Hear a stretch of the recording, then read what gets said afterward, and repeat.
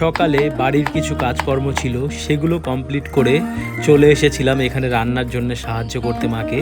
তো প্রথমে পটলগুলো কেটে দিচ্ছিলাম, তারপরে আলু কাটছিলাম। নমস্কার, আমি সৌমেন সরকার।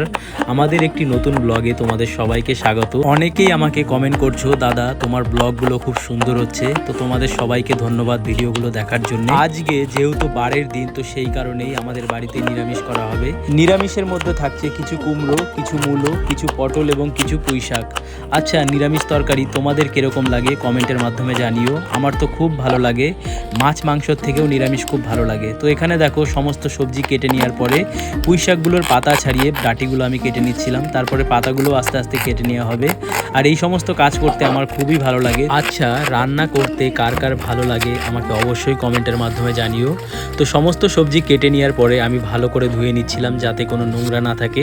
তো প্রথমে কেটে রাখা সবজিগুলো ধুয়েছি, তারপরে কেটে রাখা যে পাতাগুলো ছিল সেগুলোও ভালো করে ধুয়ে নিয়েছি।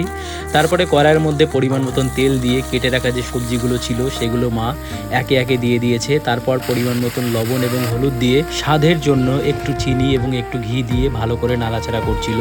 তো ভিডিওটা যদি তোমাদের ভালো লেগে থাকে একটা লাইক করো, চ্যানেলে নতুন হলে চ্যানেলটিকে অবশ্যই সাবস্ক্রাইব করো। দেখা হচ্ছে পরের ভিডিওতে।